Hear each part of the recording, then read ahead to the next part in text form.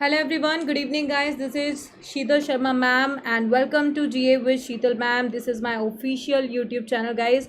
And आज हम discuss करने वाले हैं EPF और SSA के लिए जो एक्सपेक्टेड फाइनल कट ऑफ है. काफ़ी टाइम से आप स्टूडेंट्स बोल रहे थे कि मैम यहाँ पर बताइए.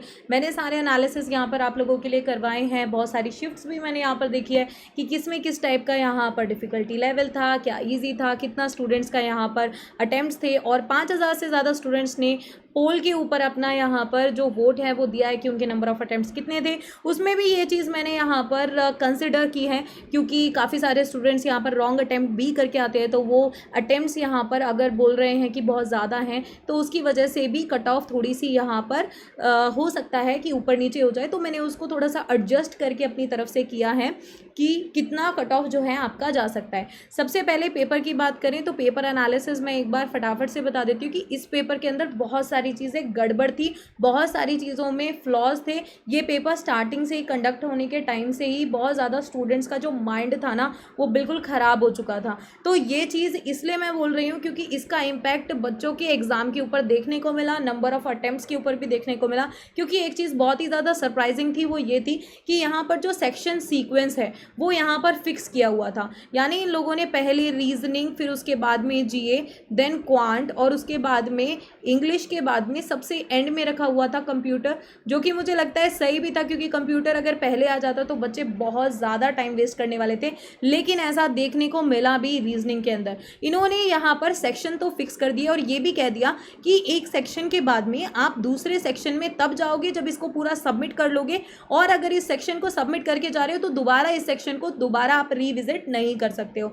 तो ये एक स्टूडेंट्स के लिए बहुत ही शॉकिंग था जिसकी वजह से कट ऑफ के ऊपर और नंबर ऑफ अटेम्प्ट्स के ऊपर हमें देखने को मिला कि ऑन एन एवरेज थोड़ा सा यहाँ पर कम गया है क्योंकि बहुत सारे स्टूडेंट्स का टाइम वेस्ट हुआ. यही स्ट्रैटेजी बनाने में बड़ी दिक्कत हो गई, जिसमें यहाँ पर सबसे ज़्यादा नुकसान जो मुझे लगता है वो 18 अगस्त के फर्स्ट शिफ्ट के स्टूडेंट्स को हुआ. ये शिफ्ट हार्ड होने के साथ साथ यहाँ पर पहली बार स्टूडेंट्स देख रहे थे कि इस टाइप से सेक्शन फिक्स आ रहा है और टाइम जो है वो क्यूमुलेटिव है. लेकिन इससे पहले जब भी यहाँ पर बात हो रही थी तो स्टूडेंट्स इसके लिए रेडी नहीं थे क्योंकि मॉक टेस्ट में भी बहुत फ्रीली वो एक सेक्शन से दूसरे सेक्शन में जंप कर पा रहे थे. बट ठीक है, कोई बात नहीं. यहाँ पर काफ़ी सारी दिक्कत आई, वो हम बात करते हैं. पर क्वेश्चन मार्क्स पहले इन्होंने बहुत गड़बड़ दे रखे हैं कि 4 मार्क्स, यानी कि एक क्वेश्चन आता है तो आपका चांदी चांदी और नहीं आता है तो बहुत बड़ी दिक्कत है. और ये 4 मार्क्स का जो कॉन्सेप्ट है ये बहुत बड़े लेवल पर हमारे कट ऑफ को क्या करेगा, डिस्टॉर्ट करेगा. इसकी वजह से कट ऑफ बहुत ज़्यादा डिफरेंस देखने को मिलेगा हमें बिटवीन डिफरेंट स्टूडेंट्स.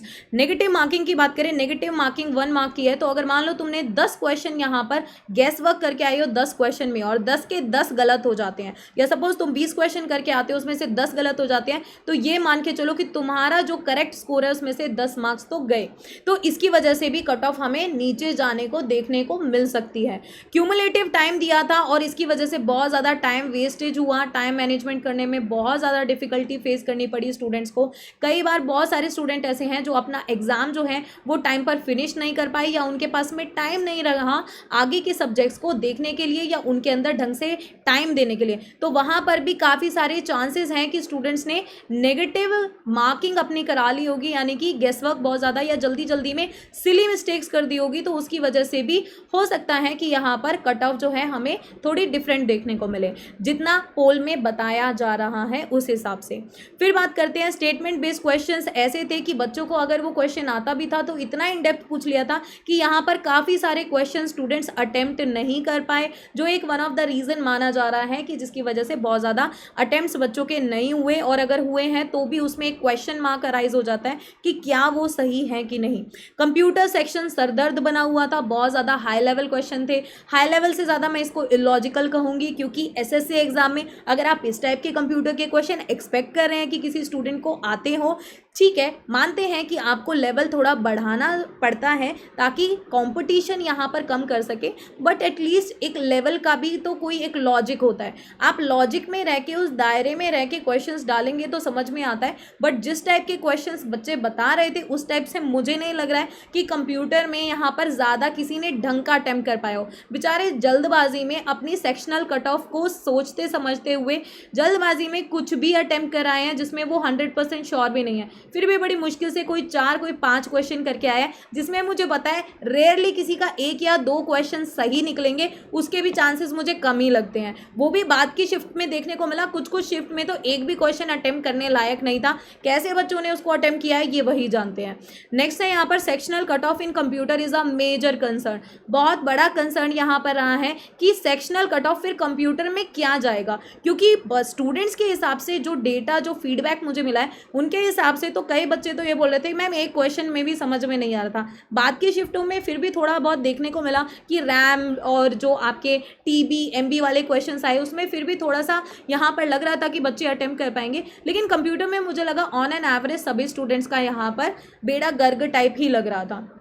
अब बात करते हैं कि कट ऑफ आएगी तो बनेगी कैसे। सबसे मेन चीज़ है वैकेंसीज कितनी है, क्योंकि इन्होंने बोला है वैकेंसीज के अगेंस्ट 1:10 की रेशो में ये टाइपिंग टेस्ट के लिए यहाँ पर बुलाने वाले हैं, क्वालिफाई कराने वाले हैं। तो बहुत सारे स्टूडेंट्स यहाँ पर सेक्शनल कट ऑफ इन्होंने दे तो दिया है लेकिन मेंशन नहीं किया है कितना। अब वो डिपेंड करेगा कि बाकी सब स्टूडेंट का कैसा परफॉर्मेंस रहता है, और जिस हिसाब से मैं देख पा रही हूँ उस हिसाब से मैंने यहाँ पर एनालिसिस करके आपके लिए minimum cut off marks section wise क्या रहेंगे वो मेरी नेक्स्ट स्लाइड में आपको देखने को मिलेगा। स्टूडेंट का अटेंडेंस एग्जाम में क्या था ये बहुत बहुत क्रूशियल है, क्योंकि जितनी वैकेंसीज है उस हिसाब से कितने स्टूडेंट्स अपीयर हुए एग्जाम देने के लिए टर्न आउट हुए हैं, क्योंकि मैंने काफ़ी सारे स्टूडेंट से ये सुना था कि उनके वहाँ पर अटेंडेंस काफ़ी कम थी। और इसका रीज़न ये भी है कि एसएसए का थ्रू आउट से लेके लास्ट तक 18 को जिनका शिफ्ट था उनका तो आई थिंक जो एडमिट कार्ड है वो भी उनको एक दिन पहले ही कुछ रिसीव हुआ था, एक दिन पहले से एक रात पहले कुछ रिसीव हुआ था। फिर उसके बाद में 21 को क्या हुआ था कि जब इन लोगों का जो शिफ्ट हुआ था उसके अंदर क्या हो गया था, डिले हो गया था। तो डिले की वजह से भी स्टूडेंट्स बहुत परेशान हो गए थे, एक एक 2-2 घंटे बैठे हुए थे, तो उनका पहले ही माइंड इतना ख़राब हो गया था फिर एग्ज़ाम में, तो उनके नंबर ऑफ़ अटैम्प्ट्स में बड़ी दिक्कत आई है और नंबर ऑफ़ अटैम्प्ट्स ज़्यादा नहीं कर पाए। तो मैं ये मान के चल रही हूँ कि बहुत ज़्यादा नंबर ऑफ अटेम्प्ट्स या कट ऑफ बहुत ज़्यादा जाने के चांसेस उतने नहीं हैं जितने दिखाए जा रहे हैं या स्टूडेंट्स के थ्रू बताए जा रहे हैं, क्योंकि ये रियलिटी कोई नहीं जानता है। क्योंकि हर एक क्वेश्चन आप जितना एक्स्ट्रा अटेम्प्ट्स बता रहे हो और अगर उस हिसाब से क्वेश्चन गलत होते गए तो फिर आपके 4-4 मार्क्स तो वैसे ही जा रहे हैं, प्लस 1 मार्क्स आपके एक्चुअल करेक्ट वालों में से भी जाएगा। तो इसलिए इस बार जो ये कट ऑफ आएगा इसमें बड़ा ही आपको ना डिफरेंस देखने को मिलेगा, बहुत ही अलग टाइप की ये कट ऑफ आएगी। स्टार्टिंग से लेके अब तक पूरा का पूरा पचड़ा फुल कॉम्प्लेक्स है। कट ऑफ की बात करूँ, एग्जाम की बात करूँ, क्वेश्चंस की बात करूँ, एडमिट कार्ड निकालने की बात करूँ, शिफ्ट कंडक्ट कराने की बात करूँ, पूरा का पूरा यहाँ पर मेसी हो चुका है। ये पूरा कॉम्प्लिकेटेड सीन है। कैटेगरी ऑफ स्टूडेंट्स पे भी डिपेंड करेगा, आप किस कैटेगरी से हैं, जर्नल से हैं या ईडब्ल्यूएस से हैं, वो भी डिपेंड करता है। अब बात करते हैं यहाँ पर कि डिफरेंट शिफ्ट्स में एसएसए लेवल का एग्जाम क्या था।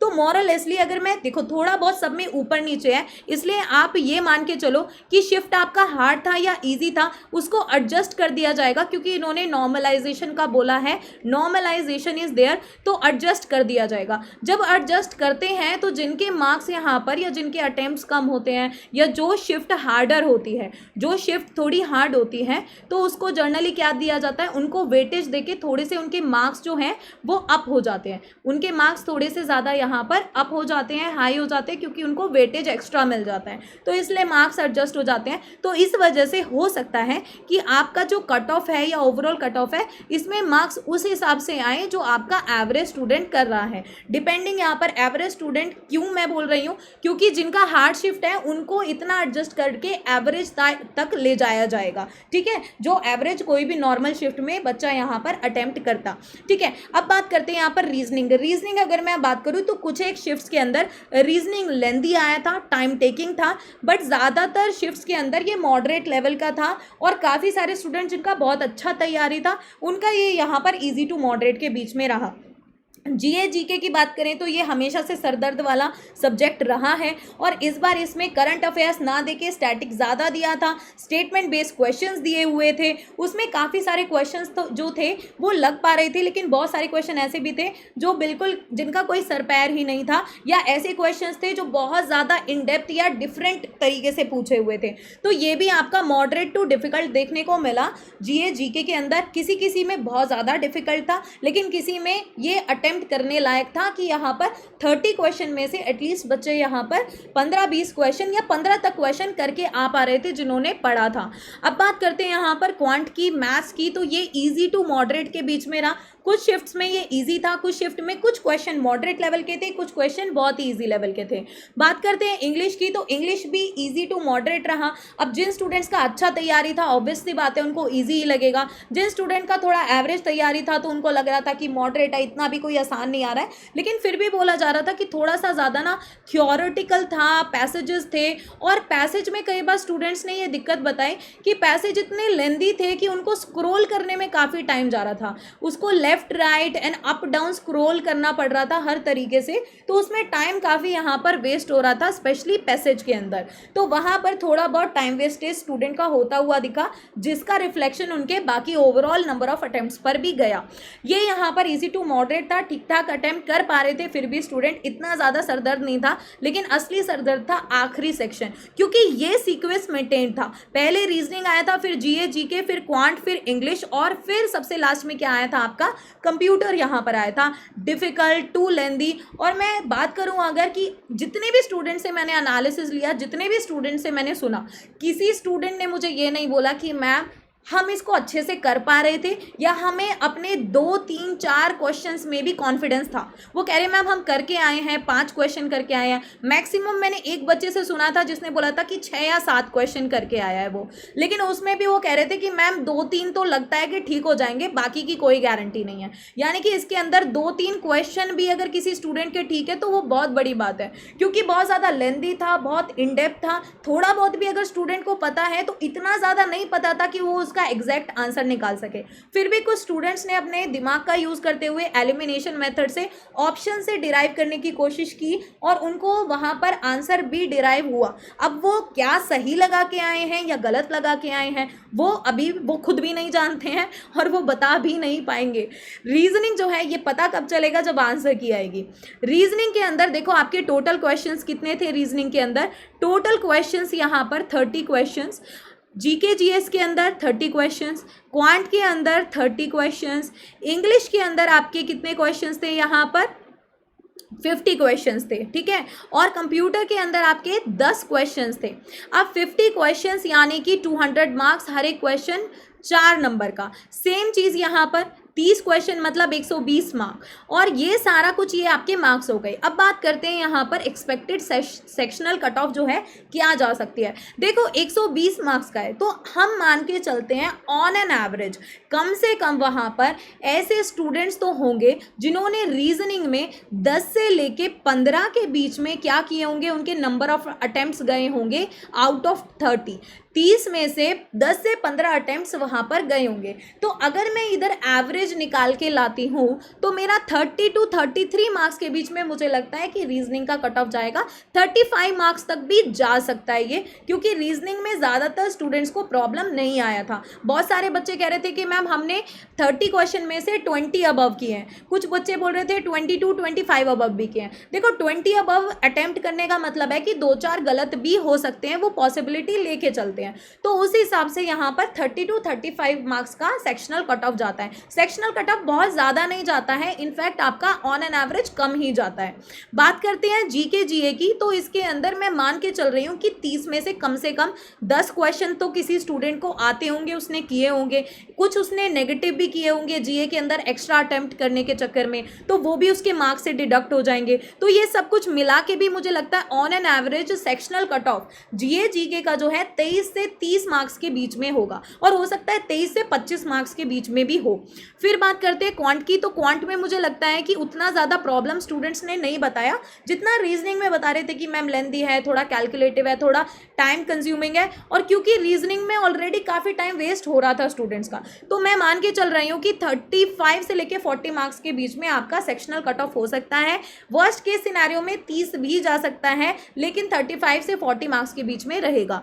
इंग्लिश की बात करूँ तो इंग्लिश का देखो वैसे तो मुझे लगता है कि 50 से 60 भी जा सकता है, जिस हिसाब से बच्चे मुझे अटेम्प्ट का बता रहे थे, अच्छे खासे अटेम्प्ट कर रखे हैं, और 200 मार्क्स में से 50 से 60 मार्क्स लाना बहुत कोई दिक्कत वाली बात नहीं है, इतना ज़्यादा डिफिकल्ट पेपर नहीं था। फिर भी ऑन अ सेफर साइड सब कुछ नेगेटिव मार्किंग वगैरह लेके चले तो 45 से 50 के बीच में आपका यहाँ पर जो कट ऑफ है, सेक्शनल कट ऑफ रह सकता है इंग्लिश के अंदर। बाकी आपको पता है कि एनटीए भाई पूरा प्रोसीजर ही यहाँ पर कॉम्प्लिकेटेड चल रहा है, तो कुछ भी हो सकता है, प्रिपेयर्ड रहिएगा फॉर एनीथिंग, ठीक है। कंप्यूटर के अंदर 40 मार्क्स हैं गाइस, मेरे को तो लगता है कि 5-7 मार्क्स लाना भी ना इसमें बहुत बड़ी बात मुझे लग रही है स्टूडेंट्स की। क्यों? क्योंकि सेक्शनल मेंटेन करने के लिए 4 से 5 क्वेश्चन कराए हैं, कॉन्फिडेंस 2 या 3 क्वेश्चन पर भी है नहीं, तो उस हिसाब से अगर मान लो 2 क्वेश्चन भी किसी के ठीक है तो 8 मार्क्स मिल गए, लेकिन उसके अलावा जो 2 क्वेश्चन गलत करके आए हो उसके 2 मार्क्स भी तो कटेंगे ना,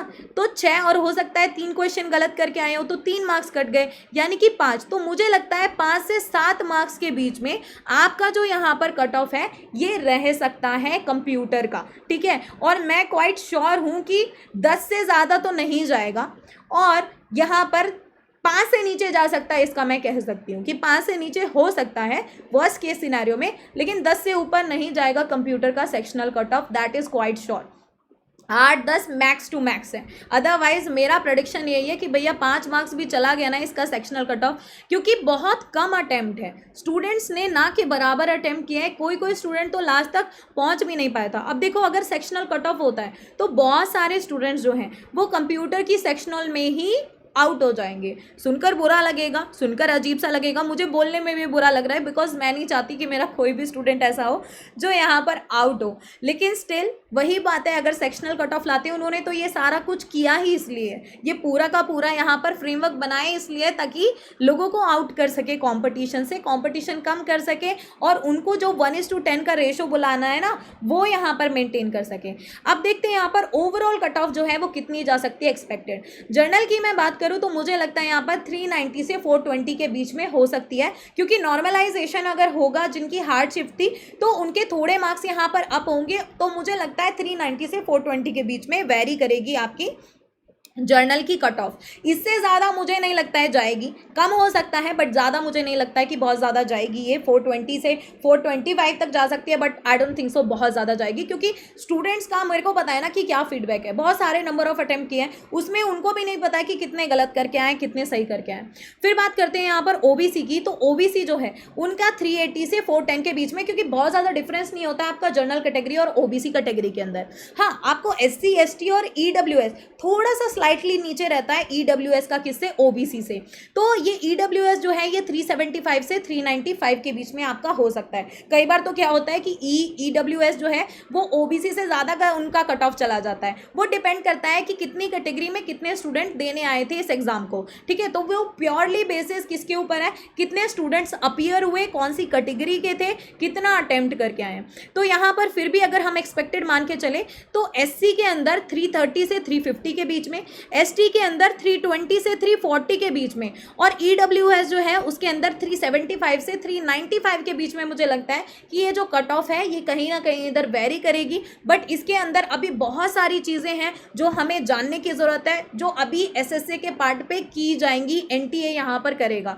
तो अब फाइनल वर्डिक्ट मेरा ये है कि ऐसे जो भी स्टूडेंट हैं जो या तो जर्नल या फिर OBC या फिर EWS कैटेगरी से हैं, जिनके भी यहाँ पर 380 अबव जो है वो क्या है यहाँ पर मार्क्स यानी कि स्कोर बन रहे हैं। अब आपको थोड़ा आइडिया तो होता है कि आपका कितने रॉन्ग हो गए हैं, आपने भारा के चेक किया होगा कितने रॉन्ग हो गए हैं, कितने करेक्ट हैं आपके, तो उसका थोड़ा सा आप अंदाज़ा लगाओ। और 380 अबव अगर आपके हैं तो प्लीज़ गो फॉर टाइपिंग। लेकिन अगर कोई एक ऐसा स्टूडेंट है जर्नल, OBC या EWS कैटेगरी से है जिसके 300 भी नहीं बन रहे हैं, ठीक है, जिसके 300 भी नहीं बन रहे हैं, तो फिर आपके लिए ये चीज़ बहुत मुश्किल होने वाली है। तो इसके लिए आप थोड़े से प्रिपेयर्ड रहिएगा। अब आप बात करती हूँ SC ST की, तो SC ST में अगर किसी के भी 320 अबव स्कोर बन रहा है, 330 अबव स्कोर बन रहा है, तो आप लोग तैयारी कर सकते हैं टाइपिंग टेस्ट की, ठीक है। तो टाइपिंग टेस्ट की तैयारी कर लेना, और इसकी तैयारी में भी ये मान के चलना कि एक्यूरेसी आपका साथ देगी, और एक्यूरेसी पहले चाहिए, स्पीड बाद में चाहिए, क्योंकि बहुत ज़्यादा आप एरर्स नहीं कर सकते हो यहाँ पर, बहुत ज़्यादा आप इसमें गलतियां नहीं कर सकते हो टाइपिंग करते वक्त, क्योंकि काफ़ी सारे स्टूडेंट्स जो उनका रेशो होता है वो टाइपिंग टेस्ट में भी डिस्क्वालीफाई कर जाते हैं। फाइनल मेरिट आपको पता ही है, जो भी आपका स्कोर आएगा, फाइनल स्कोर आएगा, उसी के ऊपर बेस्ड होगी। So that was the final and sectional cut off by me, जो मुझे लगा एक्सपेक्टेड कट ऑफ है। स्टिल गाइज यहाँ पर अभी किसी को ये देखो, थोड़ा सा एक रियलिटी चेक होता है, इसको लेके आप लोगों को ना बहुत ज़्यादा यहाँ पर मतलब परेशान होने की ज़रूरत नहीं है, कि अपना दिल छोटा करने की ज़रूरत नहीं है। मैं फिर भी कहूँगी always hope for the best. ये वो डेटा है जो मुझे मिला है, जो मैंने सोचा है। बट देखो, लाइफ में कभी भी कुछ भी हो सकता है। Always be prepared for everything. All the best guys. I hope कि आप लोगों का यहाँ पर जो भी इसके अराउंड वेरी करते हैं उनका सिलेक्शन इधर हो जाए, आप सभी लोग क्वालिफाई कर लो, क्योंकि अभी भी होप बनी हुई है, डिपेंडिंग कि अटेंडेंस कितना था, कितने स्टूडेंट्स ने यहाँ पर उसको एग्ज़ाम को दिया, और उनमें से कितने स्टूडेंट का कितना यहाँ पर स्कोर जा रहा है, एक्चुअल में कितना वो सही अटेम्प्ट कर पाए। नंबर ऑफ अटेम्प्ट से कोई फ़र्क नहीं पड़ता, गुड अटेम्प्ट से कोई फ़र्क नहीं पड़ता। फ़र्क पड़ता है कि आपने करेक्ट कितने किए, आपके करेक्ट अटेम्प्ट्स कितने हैं, दैट इज़ व्हाट मैटर्स। इसके अलावा आप मुझे यहाँ पर अप्रोच कर सकते हैं। टेलीग्राम चैनल है ये मेरा, शीतल शर्मा मैम ऑफिशियल। यहाँ पर आपको 42.3 के सब्सक्राइबर्स मिल जाएंगे। टेलीग्राम पर शीतल शर्मा मैम ऑफिशियल लिखना मिल जाएगा आपको। और मेरा यूट्यूब चैनल जो है, आप इसको यहाँ पर सब्सक्राइब कर लो। इससे रिलेटेड EPFO SS से रिलेटेड आगे जो भी अपडेट्स होंगी, जैसे कि जब भी आपका आंसर की आएगा, या जब भी आपका टाइपिंग टेस्ट के लिए यहाँ पर रिजल्ट आएगा, तो सब कुछ आपको यहाँ पर मिल जाएगा। GA विद शीतल मैम के नाम से है, यहाँ पर आप लोग ज्वाइन करना। ये मेरा टेलीग्राम चैनल है GA विद, ये मेरा यूट्यूब चैनल है GA with Sheetal ma'am. So that's it for today. I hope कि आपको सेशन अच्छा लगा होगा तो प्लीज़ लाइक कर देना, चैनल को सब्सक्राइब कर देना, and all the best guys. See you all getting selected and getting qualified for the computer typing test and ultimately getting selected as EPFO SSA. So hope for the best। ये मेरी तरफ से यहाँ पर था। अगर आपको कोई भी डाउट है, कोई भी क्वेरी, आप इस वीडियो के कमेंट सेक्शन के अंदर डाल सकते हैं। Bye bye, take care, thank you so much everyone.